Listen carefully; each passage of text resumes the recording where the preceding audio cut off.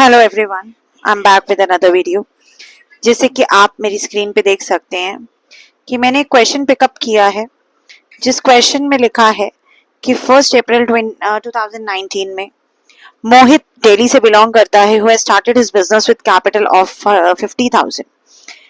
He made the following transactions during the month of April. ये सारी transactions उसकी April month की हैं एंड आपको जर्नलाइज करना है और उसका रिस्पेक्टिव लेजर अकाउंट्स शो करने हैं। अभी मैंने क्वेश्चन में क्या किया है कि सिंस मैं आपको लेजर पढ़ा रही हूँ, मैंने जर्नल के सॉल्यूशन आपको क्वेश्चन का सामने ही प्रेजेंट कर दिया है स्क्रीन पे। इससे क्या होगा कि हम सिर्फ और सिर्फ इस जर्नल के बेसिस पे we will be able to prepare the ledger account. अब जैसे कि मैंने अपनी प्रीवियस वीडियो में आई हैव टोल्ड यू कि लेजर का मतलब होता है कि हमारे ऐसे अकाउंट्स जो कि हमारे प्रिंसिपल बुक ऑफ अकाउंट्स है, जहां पे हमें सारी की सारी एंट्रीज को क्लासिफाई करना है। तो देखिए, जैसे जैसे जैसे हमारा अकाउंट आता जाएगा वैसे वैसे हम अकाउंट को प्रिपेयर करते रहेंगे। फॉर्मेट क्या बताया था मैंने? Date, particulars, amount, date, particulars, LF, amount. देखिए, जब भी हमें ये सिंगल सिंगल कॉलम बनाते हैं तो it is very time consuming. तो मैं आपको आज एक इजीएस्ट वे बता रही हूँ। आपने एग्जाम में अपने टाइम को कैसे सेव करना है। आपने एक ही बार फॉर्मेट बनाना है। You have to make format at one glance. एक ही बारी में आप पूरा फॉर्मेट बना लीजिए, लेकिन डोंट फॉरगेट आपके पास तो फिर भी स्पेस है, तो आपने हर पेज पे प्रॉपर लेजर अकाउंट बना करके, लेजर का फॉर्मेट पूरे पूरे पेज का बना के उसको यू हैव टू लीव। उससे क्या होगा कि you will be easily able to prepare the account जो भी आपको चाहिए। अभी देखिए मैं किस तरीके से कर रही हूँ। Date, particulars, amount, date, particulars, amount, date, particulars, LF, और देखिए साथ में ही मैंने इसके एक अमाउंट का कॉलम ड्रॉ कर दिया, लास्ट कॉलम। ठीक है। अब देखो, जैसे जैसे ट्रांजैक्शन आएगी वैसे वैसे हम अपने अकाउंट को प्रिपेयर करते जाएंगे। सबसे पहली ट्रांजैक्शन को आप रीड कीजिए। फर्स्ट ट्रांजैक्शन करने से भी पहले मैं आपको बता दूं कि बहुत ज़रूरी है आपके लिए कि आप इस चीज़ को समझें कि इसका फॉर्मेट क्या रहेगा। डेबिट ये रहेगा, क्रेडिट ये रहेगा, और जो अकाउंट आता जाएगा हम उसको लिखेंगे। सबसे पहले जैसे कि आप देख सकते हैं स्क्रीन पे हमारी एंट्री है 1 अप्रैल की, cash to capital. Cash to capital हम कैसे ट्रीट करेंगे? देखो, सबसे पहले तो हम प्रिपेयर करेंगे कैश अकाउंट। ठीक है। और कैश अकाउंट सिंस बड़ा होता है तो इसलिए मैंने काफी पार्टीशन के बाद कैपिटल अकाउंट प्रिपेयर किया है, काफी स्पेस छोड़ने के बाद, क्योंकि कैश से related there are lot of transactions, but बाकी सबसे रिलेटेड ट्रांजैक्शंस जो है वो थोड़ी सी कंपैरेटिवली कम होती हैं। अब मेरी एंट्री थी कैश टू कैपिटल 1 अप्रैल की। अगर मैं बात करती हूँ कैश टू कैपिटल, मैंने अपनी प्रीवियस लेजर की बेसिक्स की वीडियो में आपको बताया था कि जब भी हम लेजर की शुरुआत करते हैं तो जो टू की साइड पे हम हमेशा क्या लिखते हैं, ऑन साइड टू साइड जो है, जैसे कैश टू कैपिटल है तो कैश अकाउंट में 1 अप्रैल को टू कैपिटल आ जाएगा, क्योंकि debit side is always represented by 2 50,000 से, और इसकी क्रॉस पोस्टिंग जो है वो मैं कैपिटल अकाउंट में कर दूंगी 1 अप्रैल को, which will be by cash. तो कैपिटल अकाउंट में बाय कैश आ गया और मेरे कैश अकाउंट में टू कैपिटल आ गया 50,000 से। तो आप देख सकते हैं एंट्री क्या है, कैश टू कैपिटल, एंट्री क्या है, कैश टू कैपिटल। इस तरीके से आप ध्यान रखेंगे कि कैसे हमने एंट्री को क्या किया है, हमने उसकी डुअल एस्पेक्ट को किस तरीके से रिकॉर्ड किया है, और कैसे हमने क्रॉस पोस्टिंग की है ट्रांजैक्शन की। Cash to capital, cash to capital. आइए नेक्स्ट ट्रांजैक्शन देखते हैं। नेक्स्ट ट्रांजैक्शन में हमसे कह रहा है purchase to Rita. Purchase to Rita 3 April की एंट्री है। ना तो मैंने अभी तक परचेज अकाउंट बनाया है, ना ही मैंने रीटा अकाउंट बनाया। तो आइए यहाँ पे एक सेपरेट अकाउंट बनाते हैं परचेजेस का और रीटा का।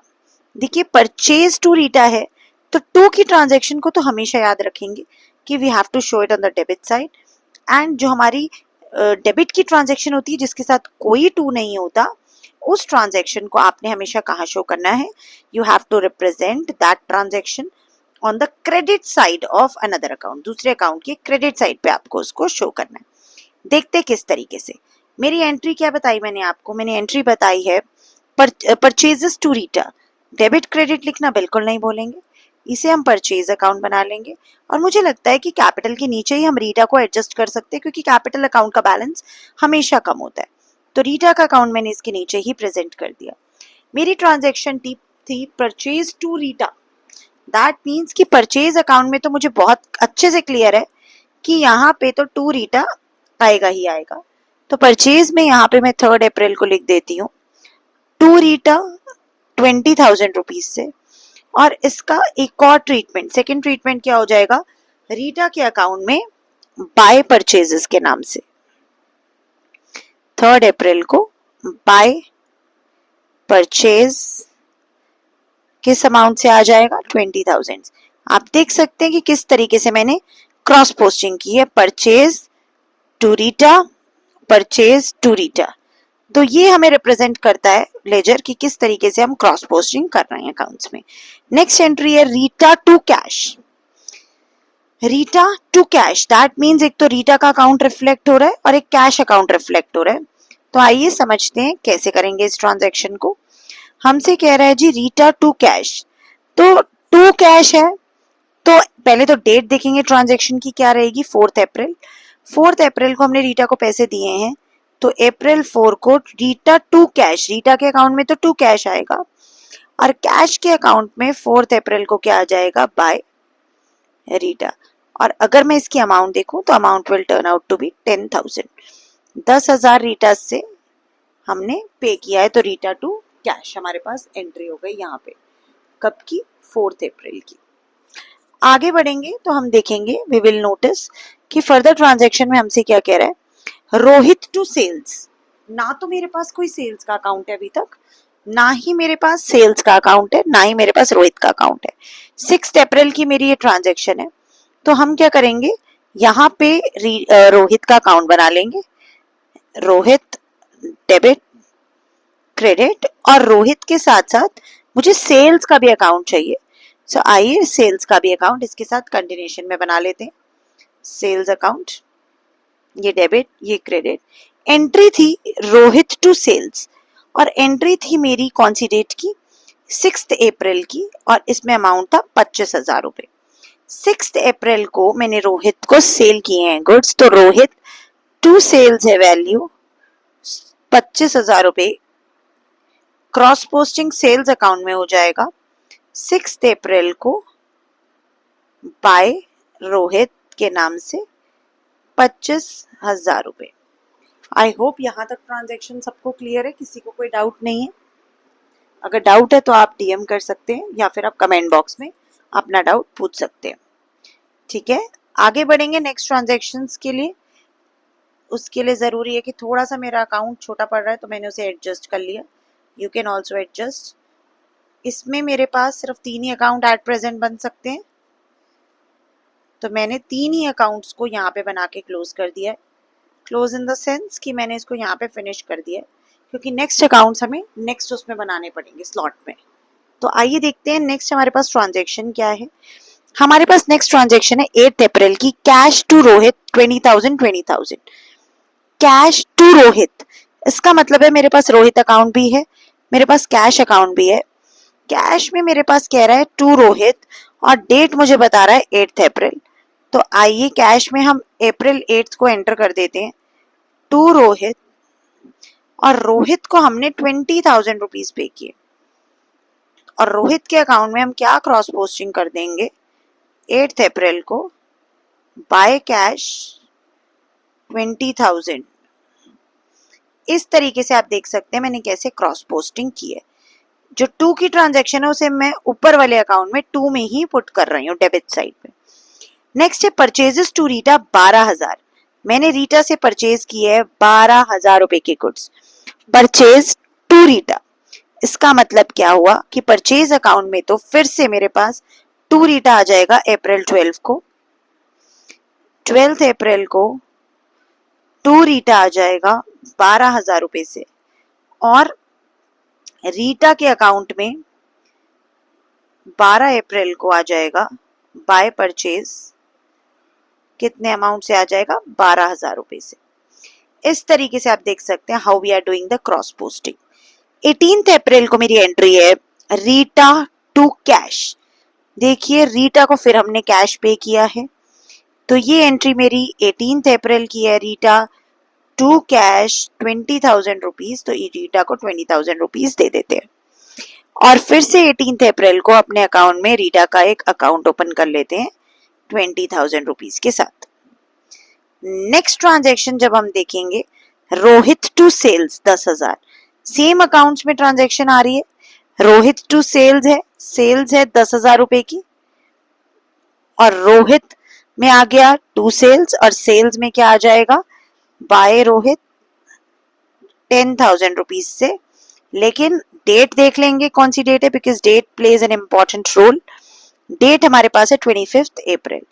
25 अप्रैल को हमने फिर से बेचे हैं गुड्स 10,000 रुपए के रोहित को, क्योंकि हमारे सप्लायर्स तो सेम रहते हैं और हमारे परचेजर्स भी और ट्रेडर्स भी ऑलमोस्ट सेम रहते हैं जब भी हम कोई भी ट्रांजैक्शन करते हैं।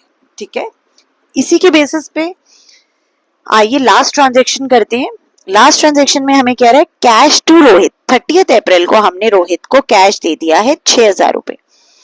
कैश टू रोहित है, तो 30 अप्रैल को मेरे पास एंट्री क्या हो जाएगी, यहाँ टू रोहित 6,000, और रोहित के अकाउंट में मेरे पास एंट्री क्या हो जाएगी 30 अप्रैल को, बाय कैश 6,000। आप देख सकते हैं कि किस तरीके से मैंने एंट्रीज को पुट किया है, क्रॉस पोस्टिंग की है, और अब जब मुझे इन्हें क्लोज करना है फाइनल अकाउंट्स को, तो डबल लाइन से हर अकाउंट को क्लोज करेंगे। आइए समझते हैं कि कैसे क्लोज करेंगे। सबसे पहले कैश अकाउंट को क्लोज करेंगे और ये देखेंगे कि डेबिट साइड ज्यादा है कि क्रेडिट साइड ज्यादा है। स्क्रीन आपके लिए जूम कर दी है ताकि आप बिल्कुल ध्यान से समझ सके कि कौन सी अमाउंट कहाँ से पिक की जा रही है। ठीक है, अब आप देखिए मैं क्या कर रही हूँ, I am going to close the account. आपने टॉप पे ही क्लोज करना है, नीचे स्पेस जरूर छोड़ना है। जब मैं कैलकुलेट करती हूँ तो मुझे पता चल रहा है मेरी डेबिट साइड का बैलेंस जो है वो ज्यादा है। डेबिट साइड का बैलेंस जब ज्यादा है, इसका मतलब है कि क्रेडिट में मेरे पास बैलेंस बचेगा। यहाँ कुछ 46,000 रुपीज कम है। मंथ एंड की डेट लिखेंगे, this is month end date. ठीक है, और यहाँ पे ये मेरे पास आ जाएगा बाय बैलेंस सीडी। सीडी का क्या मतलब होता है, जब भी यहाँ बैलेंस बचता है इसे हम कहते हैं कैरेड डाउन, कि ये बैलेंस नीचे जाएगा नेक्स्ट मंथ की बिगिनिंग में 1 मई को। कैश का बैलेंस जो ब्रॉड डाउन होगा बीडी, जैसे कि मैंने आपको टी शेप अकाउंट में भी कराया था, इट इज ब्रॉट डाउन। ये कैश ब्रॉट डाउन होगा 46,000 नेक्स्ट मंथ, और यहाँ हमारा एक्चुअल कैश अकाउंट क्लोज हो जाएगा। आइए कैपिटल अकाउंट को क्लोज करेंगे तो हमें क्लोजिंग और अच्छे से समझ में आएगी। जैसे कि मैं आपको बार बार बता रही हूँ कि हर अकाउंट को हम उसके बिल्कुल ऑपोजिट साइड पे क्लोज करेंगे, बिल्कुल सेम। देखिए मैं टोटल जब कर रही हूँ तो बिल्कुल सामने सामने टोटल कर रही हूँ, आपने भी बिल्कुल वैसे ही टोटल करना है। जैसे कि कैपिटल की क्रेडिट साइड ज्यादा है, तो देखिए मैंने टोटल किया 50,000। यहाँ 30 अप्रैल, हमेशा मंथ एंड की डेट, मंथ एंड की डेट मैंने लिखी है, मंथ एंड की डेट। और यहाँ पे मेरे पास क्या हो गया, balance to balance CD carried down होगा, और ये बैलेंस 1 मई को to by balance brought down हो जाएगा 50,000 क्रॉस पोस्ट हो जाएगा। यहाँ मेरा कैपिटल अकाउंट पूरी तरीके से क्लोज हो जाएगा। आइए नेक्स्ट रीटा के अकाउंट को क्लोज करते हैं। जब हम रीटा के अकाउंट को क्लोज करेंगे तो हम क्या देख पा रहे हैं कि रीटा के अकाउंट में कौन सी साइड मेरे पास ज्यादा आ रही है। आई कैन सी कि in Rita's account which side is coming in excess, कौन सी साइड मेरी ज्यादा आ रही है रीटा के अकाउंट में। रीटा में डेबिट साइड मेरी 30,000 आ रही है और क्रेडिट साइड मेरी 32,000 आ रही है। तो दैट मीन्स मेरे डेबिट साइड पे बैलेंस बचेगा 30 अप्रैल को, which is going to be to balance carried down 2,000, और इस बैलेंस को 1 मई को उतारेंगे बाय बैलेंस ब्रॉड डाउन करके 2,000। ध्यान से देखिए, आपको फिर से दिखाएंगे एक बार। पहले परचेजेस को क्लोज कर लेते हैं। जब परचेजेस अकाउंट को हम क्लोज करेंगे तो मैं देख पा रही हूँ कि 30 अप्रैल को जो बैलेंस बच रहा है बाय बैलेंस सीडी वो 32,000 है जो कि मेरा क्रेडिट साइड पे बच रहा है। इसका मतलब क्या है कि मेरा जो परचेजेस हैं उसका बैलेंस जो नेक्स्ट मंथ में कैरी फॉरवर्ड होने वाला है that is going to be on first में that is going to be to balance brought down 32,000 पूरा। यहाँ पे मेरा कौन सा परचेज अकाउंट मैंने पूरे तरीके से क्लोज कर दिया। जब मेरा परचेज अकाउंट क्लोज हो गया 32 के साथ, आगे बढ़ेंगे और रोहित के अकाउंट को क्लोज करेंगे। जब मैं रोहित के अकाउंट को क्लोज करती हूँ तो what I can see is कि which side is coming in excess. Debit side में 35,000 दिख रहा है साफ साफ, और मेरा बैलेंस जो बच रहा है वो बच रहा है मेरा क्रेडिट साइड पे। 30 अप्रैल को मेरा बैलेंस बच रहा है बाय बैलेंस सीडी, और ये बैलेंस मेरा कितना बच रहा है 9,000 रुपए, जिसे फर्स्ट मे को यहाँ कैरी फॉरवर्ड करेंगे टू बैलेंस ब्रॉट डाउन 9,000 करके, और यहाँ पे हमारे अकाउंट को क्लोज कर देंगे पूरे तरीके से। आइए लास्ट अकाउंट सेल्स अकाउंट को क्लोज करते हैं और देखते हैं कि सेल्स का बैलेंस कहाँ बच रहा है। देखते ही पता चल रहा है कि 35,000 का पूरा पूरा बैलेंस मेरा डेबिट में बच रहा है। तो 30 अप्रैल को to balance brought carried down कर रहे हैं 35,000, जिसे फर्स्ट मे को हम ब्रॉड डाउन करेंगे बाय बैलेंस ब्रॉड डाउन 35,000। देख सकते हैं आप किस तरीके से मैंने लेजर्स में क्रॉस पोस्टिंग की है, और मैंने अपने अकाउंट्स के बैलेंसेस को किस तरीके से लास्ट डेट पे बैलेंस निकाल के नेक्स्ट मंथ की फर्स्ट डेट पे उसे ब्रॉट डाउन किया है, कैरीड फॉरवर्डेड बैलेंस को। अब आपको एक ट्रिक बता देते हैं। जब भी हम लेजर बनाते हैं एक ट्रिक का ध्यान रखेंगे, जितनी भी एसेट्स हैं उनका बैलेंस सीडी जो होगा वो हमेशा क्रेडिट में होगा, और डेबिट में उनका हमेशा बैलेंस ब्रॉट डाउन होगा। ठीक है, ये ईयर एंड का होगा, ये ईयर के बिगिनिंग का होगा। अगर कोई लायबिलिटी है तो उनका बैलेंस सीडी डेबिट में होगा, और बैलेंस ब्रॉट डाउन हमेशा क्रेडिट में होगा। ठीक है, और रिवर्स हो जाएगा।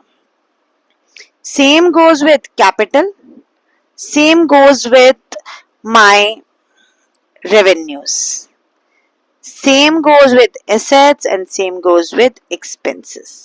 तो आपने ये रूल बिल्कुल याद रखना है। जो रूल ऑफ डेबिट क्रेडिट है उसी को हम यहाँ अप्लाई कर रहे हैं। अगर एसेट बढ़ रही है, कोई भी एसेट है, तो उसका डेबिट बैलेंस होगा जो कि हमारा हमेशा ब्रॉट डाउन में बचेगा, और कोई भी लायबिलिटी होगी तो उसका बैलेंस हमेशा क्रेडिट साइड पे होगा ब्रॉट डाउन का। एक बार फिर से आप सारी ट्रांजेक्शन्स को क्वेश्चन पहले देख लो।